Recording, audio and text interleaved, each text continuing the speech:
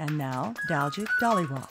As wealthy nations worry about the strength of their financial systems, giving aid to developing states could end up on the back burner. To discuss the effects of the economic crisis on global aid and microfinance, we're joined by David Roodman. He's a senior fellow at the Center for Global Development in Washington, D.C., and the architect of the Commitment to Development Index. David, welcome to the program. Good to be here. So let me start by asking you, how is the global economic crisis affecting the levels of international aid?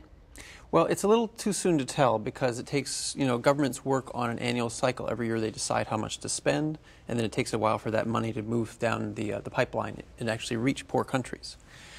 So far, Italy and Ireland have both announced that they'll be cutting their aid. Now, they're relatively small players. We haven't seen what's going to happen with the big players yet, most especially the United States and the European Union. What is the current global aid figure? And I mean, if you were a betting man, I mean, what kind of levels do you think it could possibly fall to? The current number is about $95 to $100 billion a year, which is a historical record. It's never been that high. A few months ago, I went back and looked at the history and asked, well, in the past, when rich countries have had banking crises, because this is not the first time, what has happened to their aid flows? And I found 4 instances since 1970. One was Japan, which we've been hearing a lot about lately because of their lost decade. And the other 3 were Norway, Finland, and Sweden. They had all had crises right around 1990, 1991. In all 4 cases, aid went down. Aid from those countries went down. And in the countries with the worst crises, which were Japan and Finland, aid fell by about half. So it's not inconceivable that we will see a similar drop now globally. And I wouldn't want to make a prediction, but I certainly wouldn't be surprised to see global aid fall by a quarter or a third. So typically, then, how long does it take for those aid levels to recover? It varies. In the case of Finland and Japan, where they had the worst cuts, they never fully recovered. In the case of Sweden and Norway, they recovered within 5 to 10 years. So let's look at exactly what could be at risk. I mean, because this help does go beyond giving aid. Talk about the nexus between rich nations and developing nations in terms of the benefit to both, and what are the consequences if some of these projects fall by the wayside? Right. Well, what the crisis is highlighting is that rich and poor countries are connected in many ways. Foreign aid is what we think of first when we're concerned about helping poor countries. But there are many other linkages, the environment, migration, trade, and so on. To be less abstract about it. Security, of course. To be less abstract about it. This jacket was made in Mexico. I took a taxi to get here. That caused carbon emissions, which are going to affect the entire world and could mean more drought in India in the years ahead because of global warming. People from Mexico have worked on my house. Rich and poor countries are linked in many ways, and the crisis is transmitting through all these channels. We're seeing fewer migrants come to the United States and other rich countries. They're sending home less money to their families. Imports into rich countries of cars and DVD players and everything else are falling, and so that means fewer jobs in India and China. It's spreading through many linkages. Perhaps the most important probably is trade. Rich countries spend something like $1 or $2 trillion each year on imports from developing countries. That's 10 or 20 times as much as we spend on aid. Right. So if that goes down, it has a huge impact. And, Americans listening to this are going to say, well, the United States is known for giving generously, but yet the United States ranks 17th out of 22. That's 5th from the bottom on the Commitment for Development Index.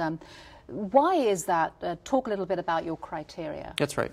At the Center for Global Development, we have an index called the Commitment to Development Index, which rates 22 rich countries such as the United States and Japan and Western European nations on how much they're helping developing countries through all these channels that I've just been talking about. How much aid do they give, and do they give it in a way that works well? Do they have lots of barriers on imports from developing countries? For example, blocking cotton from Mali, which means cotton farmers there can't make as much money. We look at migration policies, openness to migration, security policies, technology, and environment. We cover the whole gamut. And the United States comes out surprisingly low on this index, and that's for a few reasons. One is for our size. For the size of our economy, we give very little aid. It's something like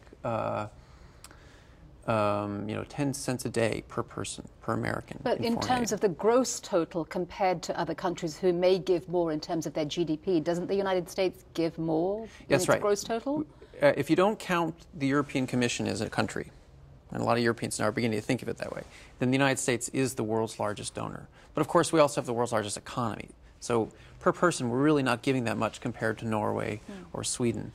And you're also writing a book about microfinance. Talk a little bit about where this industry is heading and briefly describe how that's been impacted by the global meltdown. That's right. Microfinance, which is the giving of small loans or taking of small deposits from poor people in order to help them, is something around which there is a lot of hype. Muhammad Yunus, who... Hype? Yes, hype. Muhammad Yunus won a Nobel Prize a couple years ago for his rather impressive contributions to starting microfinance in Bangladesh.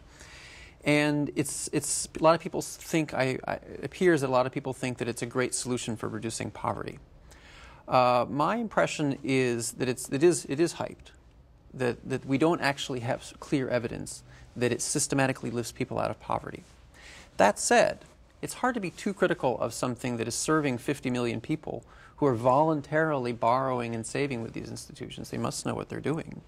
And it's also hard to be critical of an industry that's increasingly competitive and increasingly catering to poor people to get their business. That seems like a healthy development. So what would be a more realistic expectation of microfinance? What's a better way of looking at it then if you're so critical about it? I think that's an excellent question. I think in a sense I've already answered it.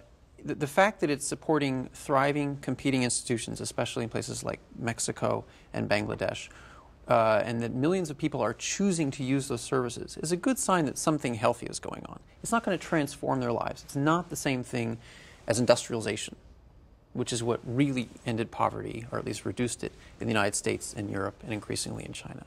But it does make their lives a bit better. And it has to be said, most foreign aid has not done that well.